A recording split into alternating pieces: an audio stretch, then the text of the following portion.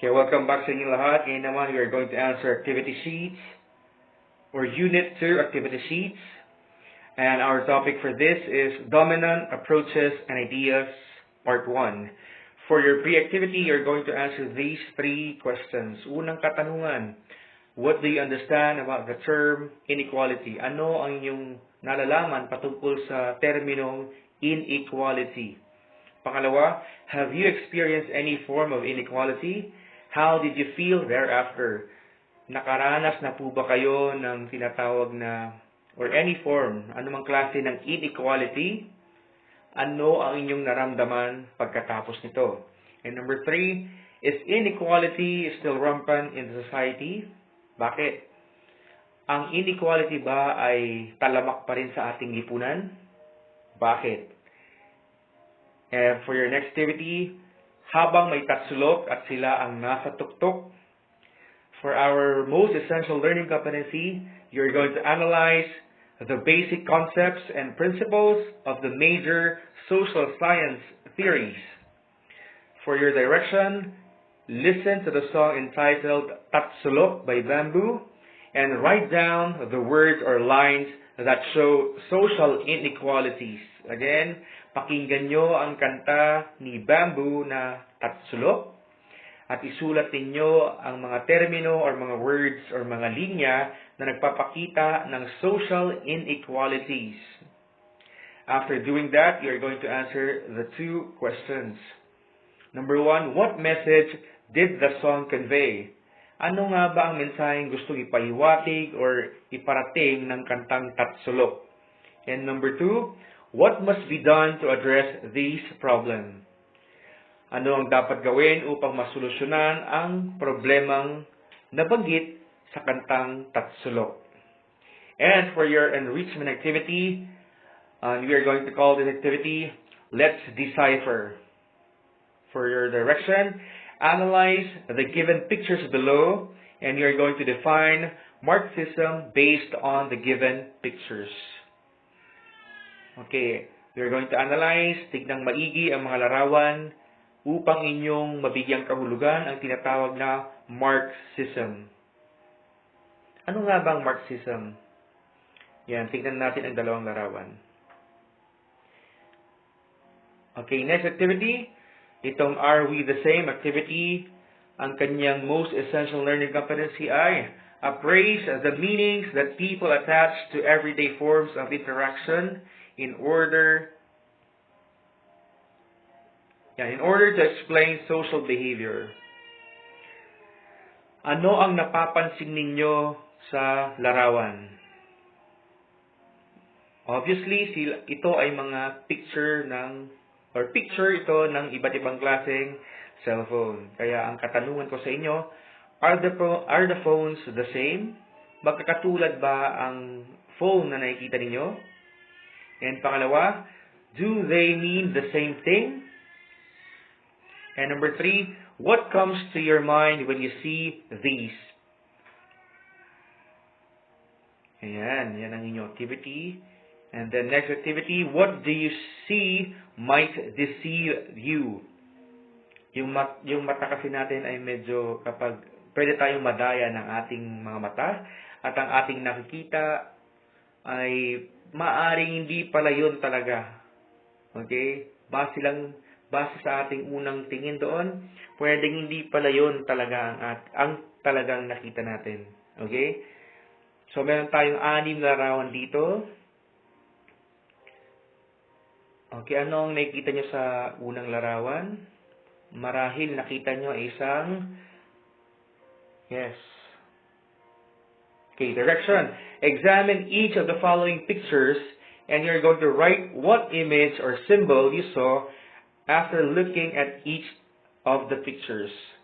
Tignang maigi ang mga larawan, 6 larawan yan, at inyong isulat kung ano nga ba ang inyong unang nakita. Okay, next.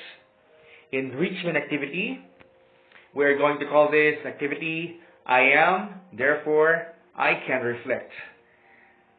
For your direction, you're going to gumawa kayo ng isang reflection paper on how society shapes or influence you as a person.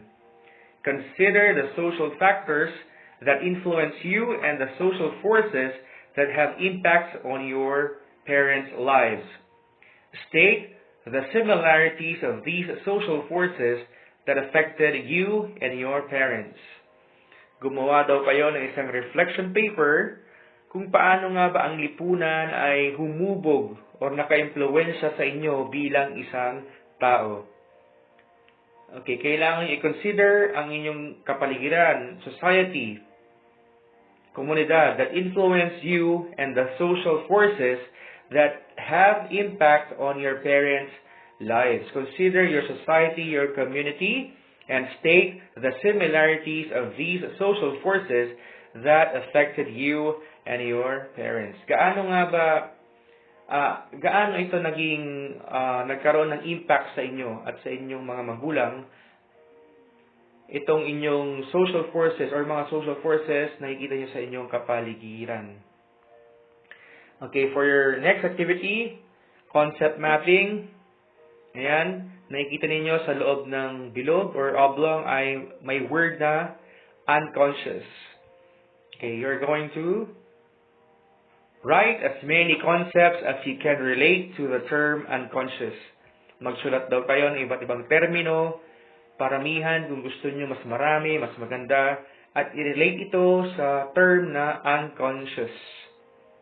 Okay, for your question, para sa ating analysis, number 1, in your own words, define unconscious.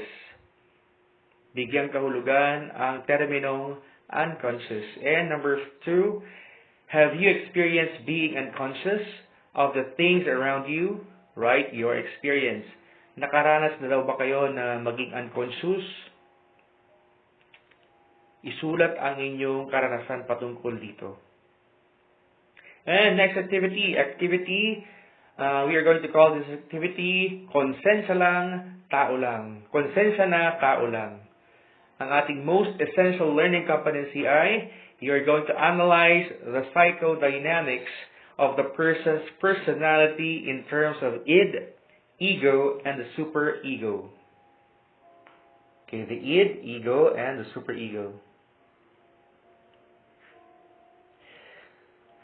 Okay, so we are going to call this activity, konsensya na, tao lang.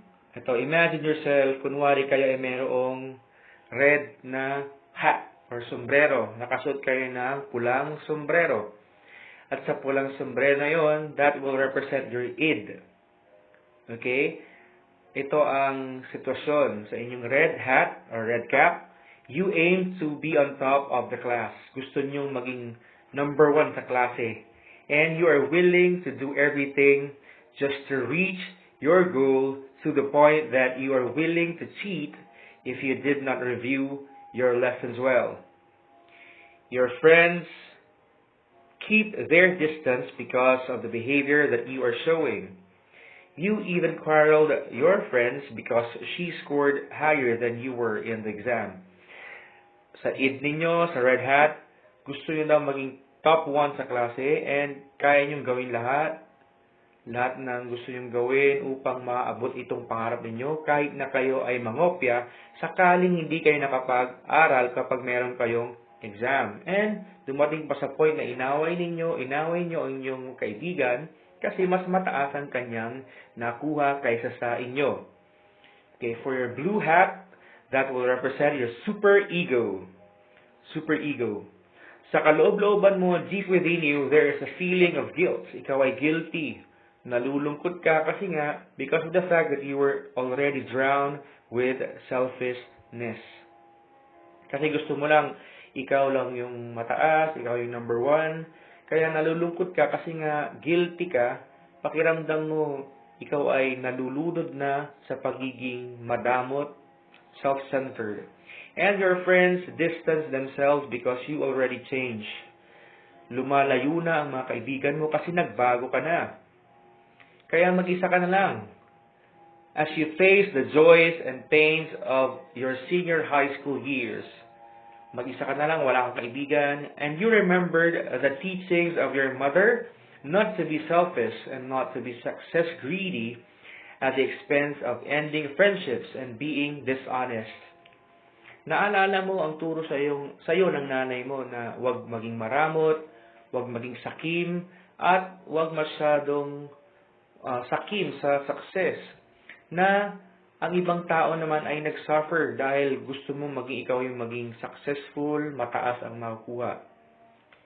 And naalala mo din, you ended your friendship.